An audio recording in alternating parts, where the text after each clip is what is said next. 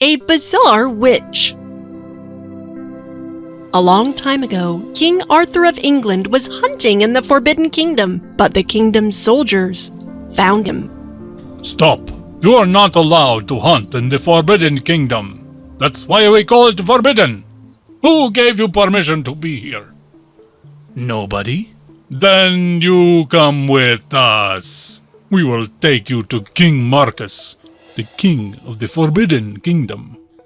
When King Marcus saw him, he said, You look like a smart guy, but the penalty for entering the Forbidden Kingdom is amputation of limb. Okay. Wait, what? Amputation? I didn't even see a no trespassing sign. Actually, he was trespassing and hunting, my king. Oh, I see. In that case, the penalty is death. You seem like a nice guy, and you look pretty good with your limbs, so I will forgive you on one condition. Okay. What do you want? Go back to your kingdom, and I will give you 1 year to find out the answer to a very difficult question. Okay, no problem. I have a think tank university back at my castle. They solve all types of questions. So, do you want to know the question? Yes, I do. Wait. Okay. Yes, I'm ready. The question is, what do women want? Who? Wow. Maybe we could revisit the left arm idea? You have 1 year, then we take your arm, then we take your life.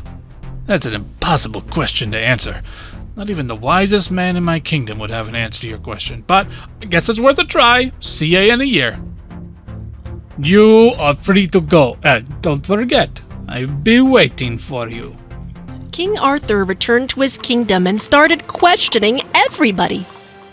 The princess, the queen, the priests, the wise men, but no one had an answer.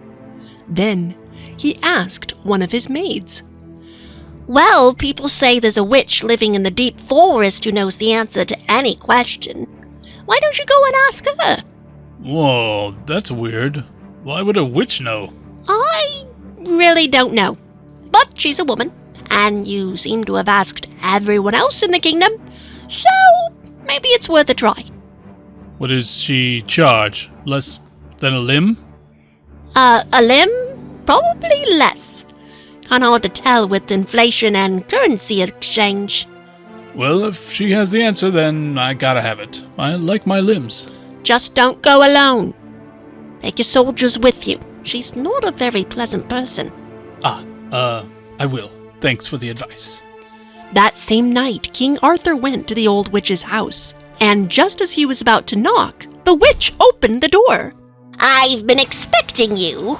I know that your time is running out. Oh, well, if you already know why I'm here, then just tell me the answer. Are you willing to pay the price? Name your price. I just gotta do what I gotta do. So, you would accept the deal? Yeah, sure. Then it's a deal. I want to marry Sir Gawain, your best friend. Are you out of your mind? Makes me sick just to think of the idea of you marrying him. You accepted the price, don't you remember? Have you seen yourself in a mirror? You're ugly. You only have one tooth and you're hunchbacked. You're the most repulsive person I've ever seen. How can I ask my best friend to sacrifice because of me? Talk to him. I know that you will come back. King Arthur had no choice but to talk to his friend. It is okay, my king. Marrying such an ugly witch is worth it to save your limbs. Oh, thank you so much, Gawain. I guess I should call you my right-hand man, since you're saving my limb and all. Tell her I accept, and prepare everything. The wedding shall be tomorrow. You'll cover the bill, right? King Arthur returned to the witch's house. I will be ready. Tomorrow, after the wedding, you will have your answer. When the wedding papers were signed, the witch said, What a lady wants is to be valued. Everybody at the wedding was astonished that King Arthur had made such a deal, even the women. But they hoped that King Arthur would now be safe from King Marcus, and King Arthur made plans to travel to the Forbidden Kingdom to deliver his answer. Meanwhile, at the wedding, Gawain was respectful and kind to the witch. But the guests, who were noblemen and maidens, had their own opinions. Look at the way she eats. I feel ashamed just to look at her. Why does she have to eat with her bare hands? If we have spoons, are you listening to the noise she makes when she eats, or is it just my imagination? Poor Gawain, he's so handsome. He's truly a good friend. Indeed he is. Later that night, Gawain was alone in his room when the door opened, and he saw a beautiful young lady. Who are you? I am your wife. My wife? Well, what kind of joke is this? It's not a joke. It is me. Long ago, people's cruel words cursed me to appear ugly and repulsive. But your kindness has revealed my beauty again. But you're gorgeous. What's happened to you? You treated me with kindness and showed me that I was valuable and protected. So, half of the time, I will look horrible, and the other half, I will be beautiful, as you see me right now. Huh. Wow. I'm speechless. Is there any way you could just be beautiful all the time? No. You must decide which half of the day I am beautiful, and which half I will be ugly.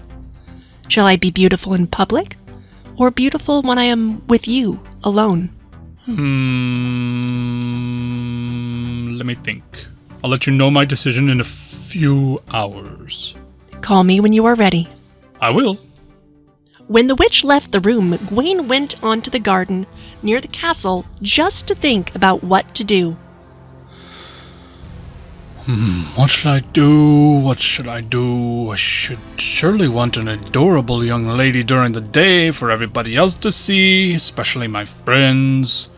At night, I would like a beautiful girl and not a horrible witch. Or should I prefer the opposite?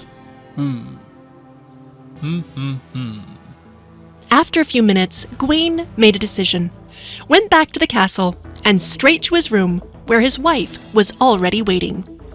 What is your answer? Milady, I cannot decide. The people at our wedding said so many unkind things about you. I wish I could teach them a lesson and show up during the daytime with a gorgeous bride at my side. But then again, I don't need their approval about who I should love. I don't care what they say. But I do care about what they say about you, though, so perhaps it is best if you could be beautiful in public so they won't hurt your feelings. But then I will appear to be ugly when I am alone with you. Yes, but that will not stop me from loving you, my wife.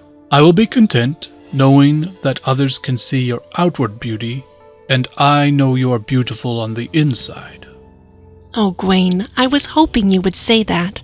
The curse upon me will now be completely gone, because you have chosen to love me and value me whether I am beautiful or not, and that you would rather give up your own happiness to protect me than to see me come to harm.